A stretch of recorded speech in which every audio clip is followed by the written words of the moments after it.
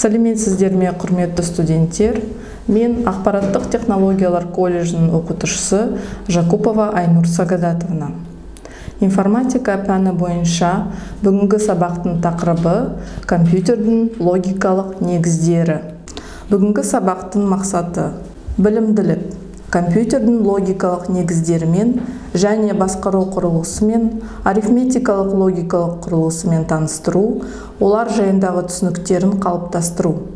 Дамытушылық, студенттердің басқару құрылғысы жайындағы ой-өрісін дамыту.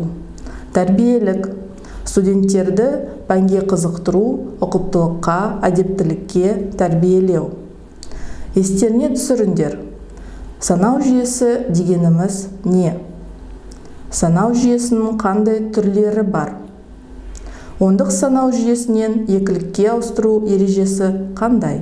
Бүгінгі сабақта меңгерілетін білім: логика, логикалық элемент, процессордың құрылымы, арифметикалық логикалық құрылғы, басқару құрылғысы, жад регистрлерінің түрлері және атқарылатын қызметтері.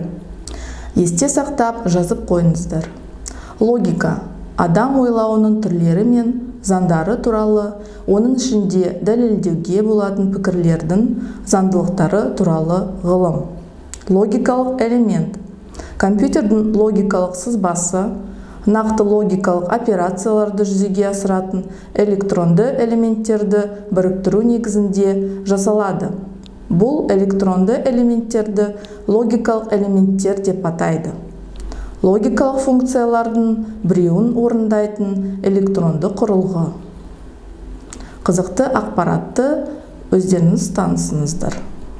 1979 жылғы микросызба құрылғаннан бері әлемде мыңдаған түрлі әмбебап және арнайы процессорлар жасалып жатыр. Алайда қазіргі күнге дейін кез келген процессор арифметикалық логикалық құрылғыдан, басқару құрылғысынан және жад регистрлерінен тұрады. Басқару құрылғысы компьютердің барлық құрылғыларының жұмысын басқарады. Ол командалар регистрінен кезекті команданы алып, деректермен не істеу керектігін анықтап, қойылған міндетті орындайтын әрекеттер бірізділігін береді. Арифметикалық логикалық құрылғы ақпаратты түрлендірудің арифметикалық және логикалық операцияларын орындайды. Регистрлер процессордың ішкі жадысы. Әр регистрдің өз қызметі бар. Мысалы, процессорда екі санның қосындысын орындау қажеттілігі туындады делік. Ол үшін жадыдан бірінші қосылғышты, содан кейін екінші қосылғышты оқып, екеуін қосып, қажет болса жедел жадыға жіберу қажет. Процессорға бірінші, екінші қосылғышты және қосынды нәтижесін сақтайтын орын керек. Ол үшін процессордың өзінде сумматор деп аталатын ішкі ұяшық болады. Орындалатын операцияларына байланысты регистрлердің бірнеше түрі болады. Сумматор әр операцияны орындауға қатысатын арифметикалық логикалық құрылғының регистрі. Командалар есептеуші. Мазмұны келесі орындалатын команданың адресіне сәйкес келетін басқару құрылғысының регистрі. Командалар регистрі. Команданың орындауға қажетті уақыт аралығында команданың кодын сақтап тұратын басқару құрылғысының регистрі. Процессордың барлық құрылғылары деректердің ішкі шинасы арқылы бір-бірімен өзара байланысады. Шина сандық ақпаратты таратуда байланыстырушы ретінде пайдаланатын өткізгіштер тобы. Процессордың ішінде үш негізгі шина бар. Деректер шинасы. Бұл шина арқылы түрлі құрылғылар арасындағы деректер таратылады. Мысалы, жедел жадыдан оқылған ақпарат процессорға өңделуге жіберіледі. Өңделген деректер қайтадан жедел жадыға сақталу үшін жіберіледі. Осылайша деректер шинасы арқылы бір құрылғыдан екіншісіне кез келген бағытта деректерді жіберуге болады. Адрестік шина. Процессор жүгінетін құрылғының немесе жады ұяшығының адресін жіберуге арналған. басқару шинасы арқылы ақпаратпен алмасу сипаттамасын анықтайтын оқу, жазу, дайындық тәрізді сигналдар жіберіледі.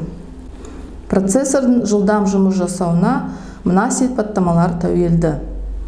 Біріншісі, процессордың ядрларының саны бір мезетте бірнеше қосымшаның жұмыс жасауына мүмкіндік береді. Екінші, процессор жиілігі, жүйелік шина мен процессор арасында жіберілетін деректердің жылдамдығы. Үшінші, процессордың жылу бөлгіштігі ваттпен өлшенеді. Ол желдеткіштің кулердің қандай қуатпен жұмыс жасайтынын көрсетеді. Ал енді, құрметті студенттер, сұрақтарға жауап берейік. Бірінші, арифметикалық логикалық және басқару құрылғысының компьютерлік логикалық құрылымындағы маңызы қандай? Екінші сұрақ, регистрлердің қандай түрлері бар? Үшінші сұрақ, сумматор қандай әрекеттер орындайды? Төртінші сұрақ, шинаның түрлері қандай? Ал енді үй жұмысы дәптерде орындайық. Басқару құрылғысы және арифметикалық логикалық құрылғы, әдетте олар орталық процессорда біріктірілген, жады, сыртқы жады, енгізу және шығару құрылғыларының байланысын сызба арқылы көрсетіңіздер. Компьютерде орындайық. Бүгінгі күні жаңа процессорларды интернет желісі көмегімен іздеп тауып, осы процессорлар туралы ақпарат беріп, сипаттамаларын жазыңдар. Ой бөлісейік. Бүгінгі сабақта не білдіңіздер? Нені үйрендіңдер? Өз ойларыңды достармен бөлісіңдер.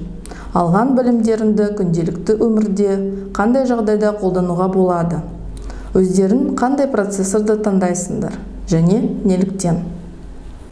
Бүгінгі информатика сабағын сіздерге мен, Жакупова Айнұр Сағадатқызы өткіздім. Назарларыңызға көп рахмет.